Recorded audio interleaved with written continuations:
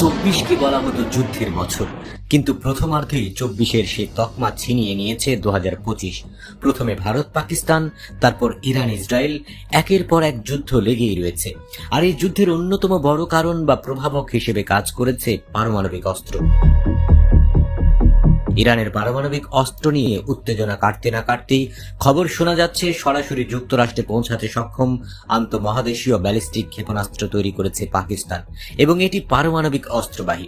মার্কিন সাময়িকী ফরেন অ্যাফেয়ার্সের এক সাম্প্রতিক প্রতিবেদনে উঠে এসেছে এই বিস্ফোরক শব্দ। এই খবর প্রকাশের সঙ্গে সঙ্গেই ওয়াশিংটনের নীতি নির্ধারকদের ভ্রু কুঁচকে গেছে, কারণ বিষয়টি যদি সত্য হয় তবে পাকিস্তানকেও রাশিয়া, চীন ও উত্তর কোরিয়ার মতোই পারমাণবিক প্রতিপক্ষ হিসেবে বিবেচনা করতে বাধ্য হবে যুক্তরাষ্ট্র।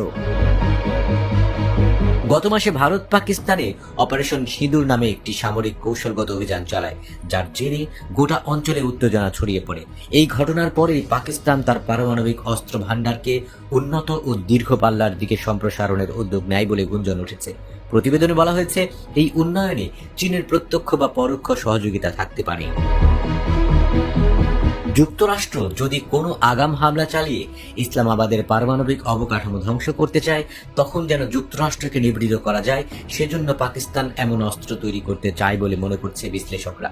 বিশেষত ইরানে মার্কিন হামলার পর এই আশঙ্কা আরও বেড়ে গেছে।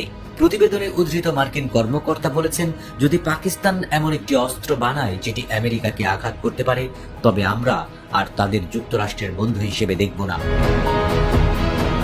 এই প্রসঙ্গে বলা যায়, বর্তমানে পাকিস্তানের সবচেয়ে দূরপাল্লার ক্ষেপণাস্ত্র হচ্ছে শাহিন-3, যার পাল্লা 2700 কিলোমিটার, যেটি ভারতের অনেক শহরকে আঘাত করতে সক্ষম। কিন্তু আইসিবিএম এর ক্ষেত্রে এই পাল্লা বেড়ে হয় 5500 কিলোমিটার বা তার চেয়েও বেশি। যদিও পাকিস্তান সবসময় দাবি করে এসেছে তাদের পারমাণবিক ও ক্ষেপণাস্ত্র কর্মসূচি শুধুমাত্র ভারতের বিরুদ্ধে প্রতিরোধমূলক ব্যবস্থা হিসেবেই তৈরি করা হচ্ছে, কিন্তু যুক্তরাষ্ট্র এতেই সন্তুষ্ট নয়।